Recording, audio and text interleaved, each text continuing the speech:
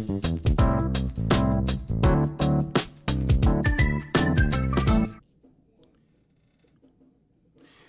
morning and welcome to Crack the Mic podcast with Agent of Change, DeCorey Davis.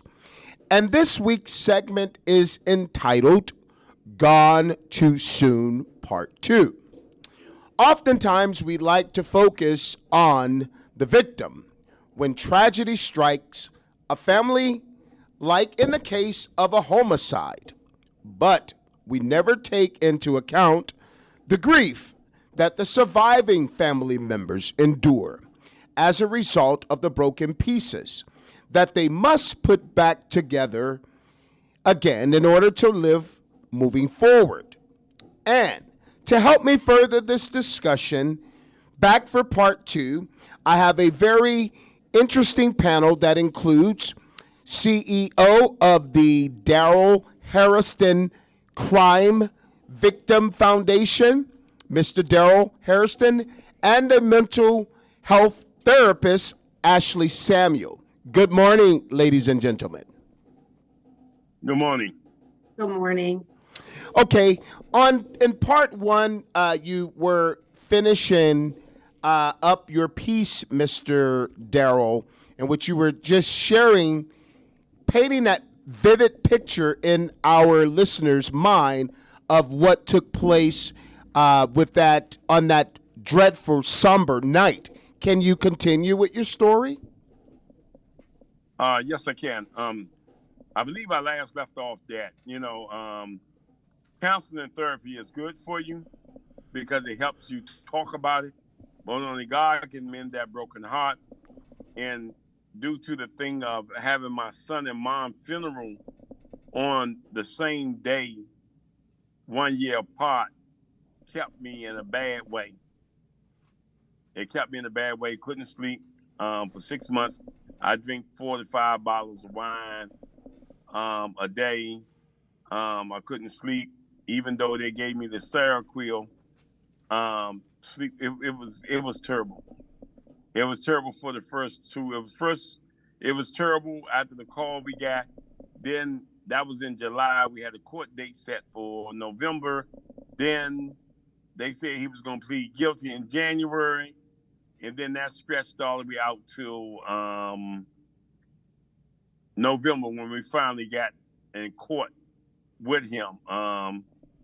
He had a $40,000 lawyer named Tom Mooney, who was one of the best defense attorney in Maryland. And when I heard about him, everybody was like, Darrell, I don't know. And I was stressed out, man. I could have died. My blood pressure was high every day.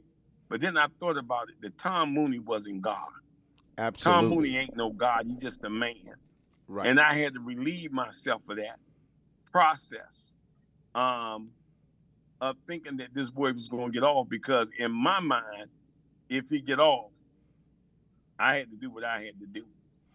Just simple as that. So now let me ask you this question though, because I'm hearing your story and I'm really feeling your pain, and I just want to ask you, candidly speaking, did you ever blame God for allowing this situation to happen?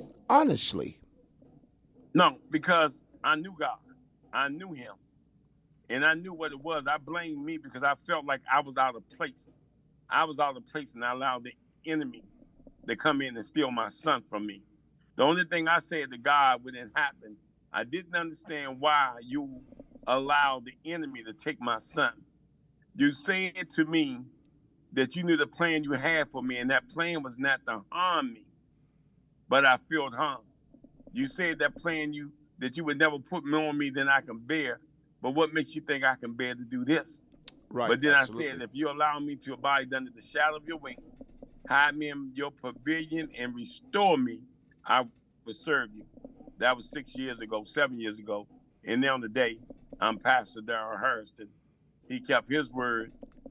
Amen. He kept his promises, I and like I kept that. my word. But I never blamed him because I know who God is. Right. I know who he is, and I couldn't blame him. I blame, like I said, I carried the burden for a while thinking what was in my life and my sins that allowed my son life to be taken from me. Wow. Can I just jump in really quick, Daryl? Absolutely, Ashley. Number one, other Daryl, I want to like thank you for sharing your story. I know that that's not an easy story to carry. It's not an easy story to share, and it's nothing that we ever want to paint a vivid picture of. But I agree with you that like sometimes God can use us for things that are beyond our control, beyond the things that we can see, and He really truly uses us as a vessel. And as you was telling me about your story, two of my favorite verses came to mind. The first one is Philippians 4:6 through 7. I'm sure you're familiar. Do not be anxious about anything, but in everything by prayer and petition and with thanksgiving, present your requests to God, and the peace of God, which transcends all understanding, will guard your heart and your minds in Christ Jesus. And when I was going through some traumatic experience, that is the thing that helped me get through. That is the thing that helped me forgive the people that probably shouldn't be forgiven. Absolutely. That is the thing that helped me understand that God wanted me to use me and the people that I lost for something greater. And the second one is Romans 12:19 through 21.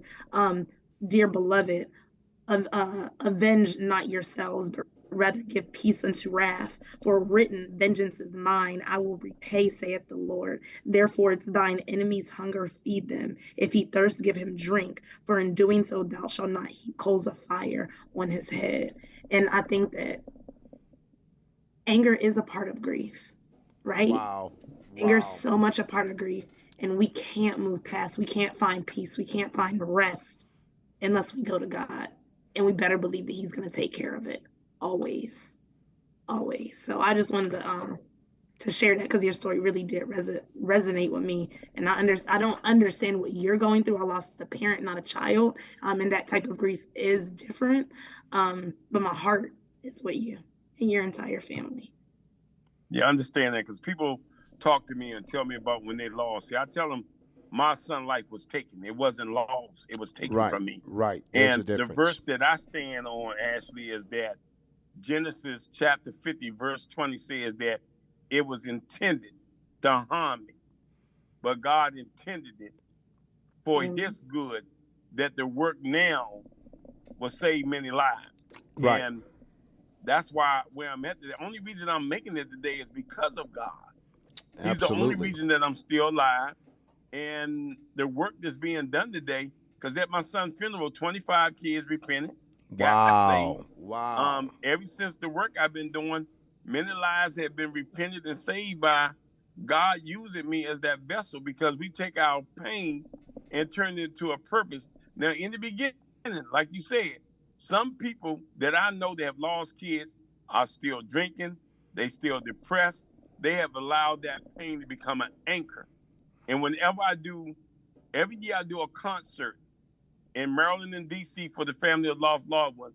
And I always sing at the end, break every chain, because I need them to understand that loss of that child, the enemy have placed chains upon them, like depression and stress and loneliness, anger and bitterness. And if them chains are not broken and let go, you're going to stay there and you're going to kill yourself. Yeah. Absolutely. Powerful stuff. Yeah. That's powerful. That's very, very powerful. And I like to, Paula White said, she coined the phrase when she said, you cannot conquer what you fail to confront. So oftentimes, I know a lot of people, avoidance is not a coping skill. Oftentimes people like to avoid the pain, but the beauty of life is this: we have a God that when you are in trouble or feeling sorrowful, the scripture tells us that He is not a God that is not who cannot be in tune with our emotions. So sometimes you can take it to God when you aren't feeling your best self. So if there's a listener out there, and if you are struggling with accepting the fact that loss has occurred, and it's time to move forward and start finding new ways to live. utilizing your coping skills. So, and I think this would be a perfect time to transition to this next question I'd like to ask you for a moment, Mr. Hairston.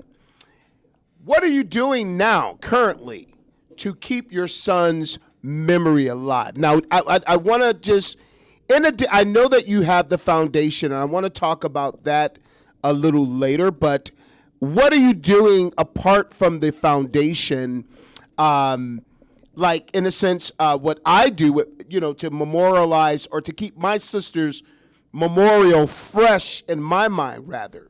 I make it a conscious effort every year to go out to the cemetery on Mother's Day or her birthday, just to, and it helps me just to have a little conversation. So apart from the foundation, what are some other things that you're doing to keep your son's memory alive? Well, to bring you up to date, years ago, a year after my son was killed, it was an older guy my son worked with. Mm-hmm. And I asked him, what did my son talk to you about? My son always told me he talked to him about God. And the man said, well, he talked about God and you. And he talked about how he wanted you to go back to be the minister that he knew you could be. Oh, wow. When he was alive, because I had left the church. I was church hurt and I left the church. Right. And he used to always tell me to go back to church. And when I heard that he spoke of this to them, I began the transformation. I began the transformation to be the man of God that I am today because of what he said. I wanted to honor his words by that. By honoring his life, I surrendered my life to Christ. Oh, powerful, powerful. And as I gave Christ my life, right. There it is. That's how I honored his life, by just doing God's will, because this is what he wanted. And then it made me realize that he was my prodigal son. Oh, wow. God sent him into the world to bring me closer to him. And that's the way I seen it with my son, Daryl, that my wife told me about the vision she had that Daryl wasn't going to be with us. And I'm like, why didn't you tell me this? And she said, this ain't something I could tell you. But then I realized that we don't understand God's ways. Absolutely not. We don't know. But now I'm okay with that. I got to reject this call.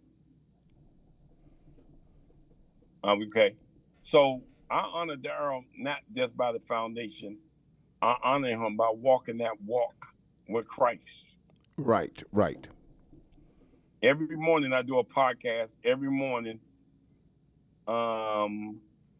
called Praise and Worship with Pastor Daryl Hairston, where the praises go up and the blessings go down. Every one of my social media page never carry my picture. All the pictures are always of my son. Oh, wow. Wow. My Twitter page, Father Daryl Hairston. My Instagram page, #2.Daryl, and have his baby picture on it. And that's how I always honor him, by doing what God want me to do. I'm surrendering to God to honor my son's wishes, that I become the minister of God that I'm supposed to be. And it's been a 7-year journey now. Okay. All right. So let's just pause real quick. We do have to pay some bills. We're going to go ahead and take a commercial break, and we'll be back shortly. At Immaculate Home Healthcare, we recognize the important role home plays in healthcare, which is why we are dedicated to helping you and your loved ones heal at home. Together, we work with you, your physician, and family to help make the transition from hospital or facility care to home care a smooth one. Our team of highly skilled health professionals includes nurses, therapists, aides, and medical social workers that have been chosen for their compassion and commitment to care. They undergo rigorous background checks to ensure that only the most dependable and trustworthy staff serve you. People turn to our home health care for help with services like post-surgical care, wound care, chronic disease management, diabetes, pain management, and hypertension. Home health care costs less than hospital or facility care, and Medicare pays 100% for qualified patients. At Immaculate Home Healthcare, we provide quality medical care in the comfort of home. Call us today at 561-372-9108 to discuss qualifications and payment options, or visit us online at www.immaculateHHC.com. We'll be happy to help. Okay, we want to thank our sponsors for their sponsorship. Okay, so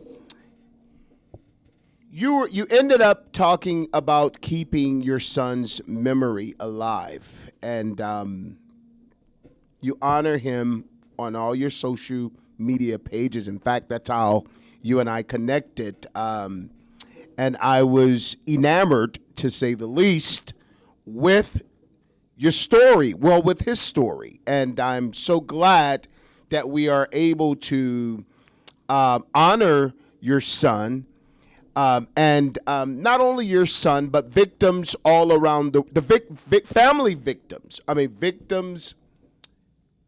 Family members, rather. They're surviving family members, because oftentimes the spotlight is on the victim, but never taken into account those whose life have now been dismantled as a result of this tragedy. So now let me just ask you something, because I know your foundation and you are keeping up with just going after, let's just say, those who would try to not honor victims. And one in particular, I saw a news clip where you were challenging the state of Maryland on the basis of them actually releasing or paroling those criminals who have committed heinous crimes, been convicted, and have been sentenced to life in prison.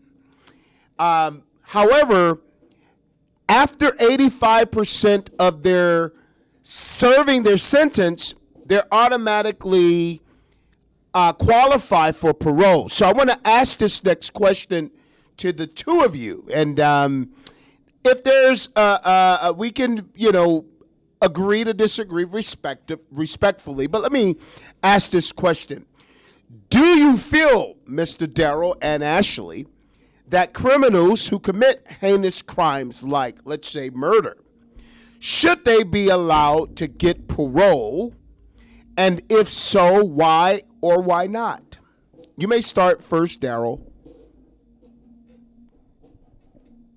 Well, my thing is that I'm not the same man that I was back then.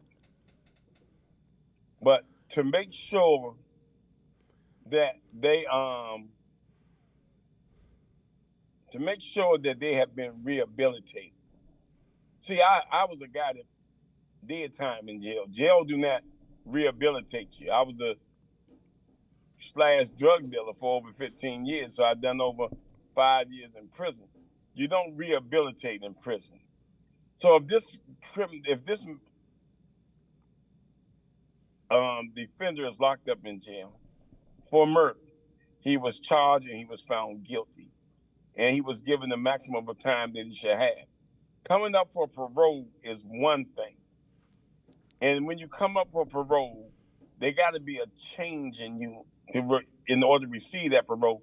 If my son killer do all his time and come home, then well be it. You did your time. But now today, when they was talking about releasing them, they didn't look into nothing. They were just saying, let's give them a second chance. God gives second chance. Absolutely. But man wanted to give second chance. And I didn't agree with him. And I told him when I was on the Zoom on the court line that if you allow my son's killer to come out of prison, because you got to respect the victim too. Absolutely. And absolutely. You bring the killer home, and I see my son killed on the street, and I decided to say, justice let me down. So I decided to kill him for myself. Are you going to help me now? Because it was you that done it. Okay. So that's how I feel about it. You know what I'm saying? You have sentenced them. You have sentenced them to the maximum of the sentence of what the crime they committed. Right. Right. Now, if it's an act of God that they come home and get loose, get free, then fine. But when man was doing it, you didn't cover you didn't dot your I's and T's to understand of bringing this guy home from prison. Right. Right. This early, because they had brought people home, and the people they brought home from prison committed. I'm in the dock now. Sorry about that. That person that you brought home from prison, those who they did let release early, went back out and committed the crime again, or they on the run. They didn't do their homework first. That's why I said what I said. And I know that we as victims sometimes can't handle. And I'm gonna give a quick example. A young friend of mine that I met later, son was 16, killed by a 15-year boy. 15 boy did 5 years in the juvenile jail. I had to talk this man down because he wanted to take that boy life. He was home, he was free. Wow. And victims have a hard time with that. And you got to be careful with that when you release people from prison, when you know that the victim family's still out there. And Absolutely. But now, you said that you are a minister, and I just want to play the devil's advocate for a moment, just for fair and balanced reporting. Now, I read somewhere in the scripture that says, when the disciples asked Jesus, if you have an ought against your brother, how many times should I forgive my brothers? And Jesus retorted, 77 times 7. So is that something that you see as, I guess, an antithesis to what you believe, or is it just because it hit home and I guess you're speaking from a place of hurt or from a personal experience, quite frankly? Remember I said, I'm not the same man I was back then. Right. So I have learned to heal since then. Right. I have forgiven my son Hiller. I have forgave my son Killer. That's the only way I could go forward in my life. Absolutely. Because holding on to bitterness and grudge would have destroyed me. But like I said, when it comes to justice, I always cover. I just didn't feel that they was covering everything. They was going to release someone that could have been still in a murder state mind, because I was locked up with murderers. Right. Absolutely. And I've seen what they act like and how some of them did get the opportunity to return home, and their mentality still wasn't the same. So I was going on that experience, not just my son being killed, but on that experience after interviewing family who sons that got killed. And I met a lady. Her son was murdered. The front door was, somebody knocked at the door, he opened it up, and they blew his brains out right there in front of her face. She told me how she cleaned up his brain for almost years, picking it off the floor and off out of the hood he had on. So they had the murderers, but she said she wasn't going to be pleased until she get a call that both of them died. Wow. And she wanted to be at the gate to see them bring their body out. That was the end of hers there. Wow. So this is how bad it is. So just imagine if her son Killer could have got loose. Or, not got loose, but got free time. You'll make a victim a murderer. Because Absolutely. if they're not ready for it. They're Absolutely. not ready for it. Right now, even my objective is to find out where my son Killer at so I can go visit him and minister to him. Because as I learned about him, his father was in prison for murder and came home. Oh, and wow. now his son repeated the same charge. And in jail, while he was incarcerated, his girlfriend just had a son. Wow. Ashley, your thoughts you want to share on that question? Yeah, I would definitely like to weigh in. Number one, I think that even if you weren't Mr. Harrison ready to, like, it's a beautiful thing that you have forgiven him and want to minister to him. I mean, even if you weren't at a place that a long time ago, or is at the place of the woman who you spoke about. I think that God uses imperfect people to do his perfect work. And I think Absolutely. that, you know, we're human. And it like hurt people. And so even if that were the thought, it would be okay as long as you're trying to work through it, right? And so when I think about this law, or this rule, should I say, and I don't know much about it. I am from Baltimore, but I don't live in Baltimore. I live down here in Miami. Um, but from my understanding of the law, um, it only applies, like, these people going onto the parole who have committed heinous acts. You're only qualified if you did the crime when you were under the age of 25, or when you're over the age of 60, and then it would just be a reconsideration at that point, not definitely up for parole. So please excuse me if I have that incorrect, but that's for how I understand it. And so, part of it, like, my therapy brain comes in, right? And I'm thinking about brain development and human development. In the frontal part of your frontal lobe, which is the front part of your brain that has to do with all of your decision making, your executive functioning, your impulse control. That part of your brain does not start developing, is not fully developed until you're approximately 26 years old. This is for some of the reason that in many states you see that life sentences for minors are outlawed, right? Right. And so I'm not saying that these people should go definitely to parole, go on parole, that they should be released. I'm also not saying that they should definitely stay in jail for the rest of their life.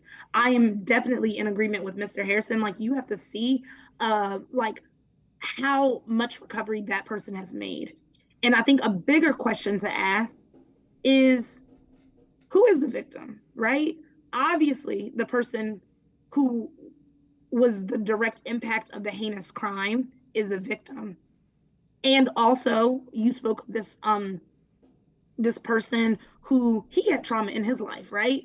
Right. Is he the victim of some sort of trauma? What happened in that household? What about the US and how it's set up, and how it's set up to oppress our people and push them into these violent acts and crimes and job activities because life is so hard due to poverty? And a lot of times we don't think about them as victims as well. So a better question than whether they should be paroled or not is, how can we change the system? How can we look into prison reform? How can we look into improving our community so people don't feel as though this is their only option? And then once they get out, they have these felony charges behind them.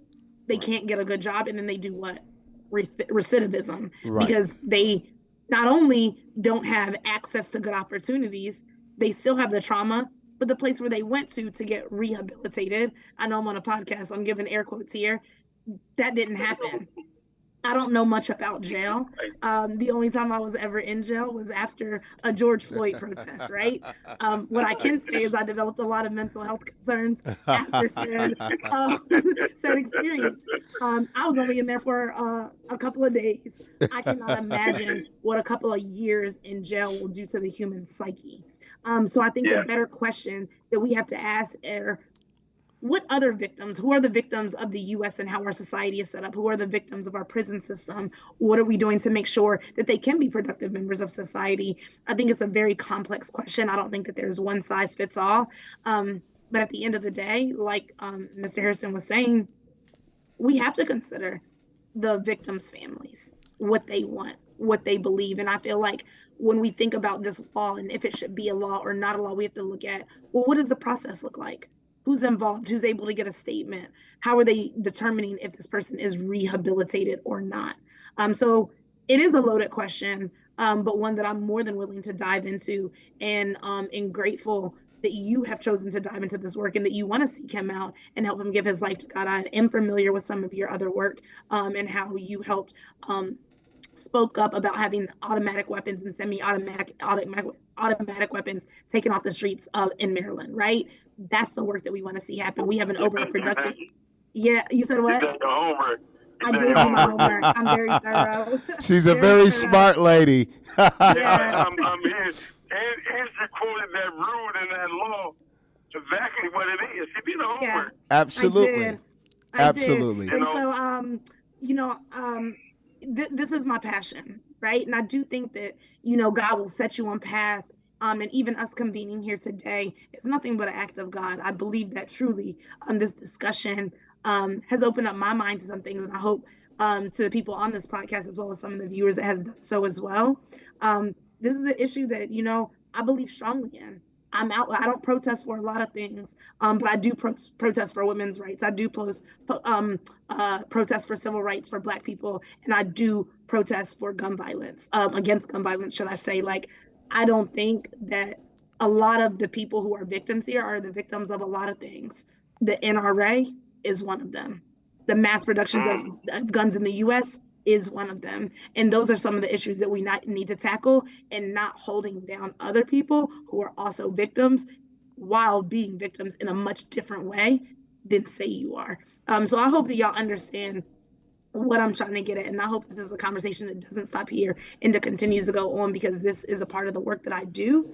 And I want to see how things are playing out in my hometown while I'm here in Miami, giving services to kids here who need it.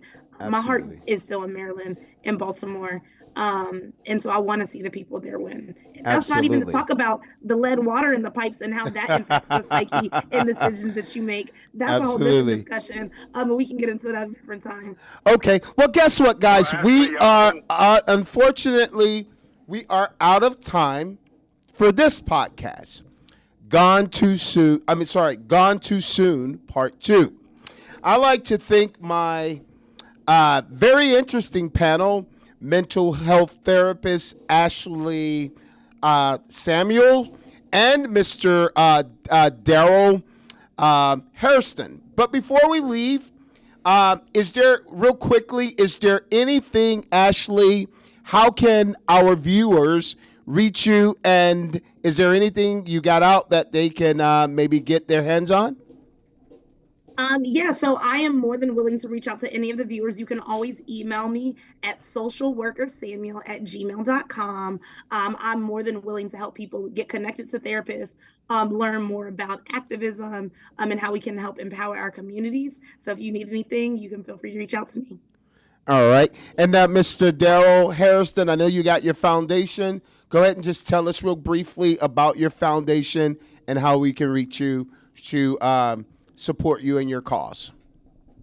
Well, my foundation, Daryl A. Hairston, the Second Crime Victim Foundation, is not only just, I work with victims all around the world. I'm in touch with them. I personally talk to them. I make sure that I have therapists and counselors as they're all hand with asking to get in touch with me so we can talk about the people, because I'm getting ready to do my next 2 events in Baltimore, Drew Hill Park and Curl Park. I'm making them dates now to go to Baltimore. At least to East Baltimore I need to go. I was down there 2 weeks ago. So people can reach me, at Daryl Hairston on Facebook, Instagram, #2.Daryl, Twitter, the father of Daryl 2, and my website is I get brain shock. Ain't that something? That's okay. My website is Daryl A. Hairston, CVF.org. Okay. All right. And guys, I want to remind you to like and share this channel. You can reach our YouTube channel, Agent of Change, DeCorey Davis. Now, before I leave, I'd like to leave you with this quote. When someone you love becomes a memory, that memory becomes a treasure. Again, this is your Agent of Change, DeCorey Davis, signing off with Crack the Mic. Peace. Me and old Hal have been together for a long time. Recently, I realized that I could use some help with basic everyday tasks, but Hal depends on me, and I'm not going to leave him. I don't have to. Yes, that was good news, wasn't it, Hal? Immaculate Home Health Care can give you the help you need so you can stay safely and comfortably at home from a few hours a day to round the clock. Call today for your consultation. 561-372-9108. 561-372-9108. Online at ImmaculateHHC.com.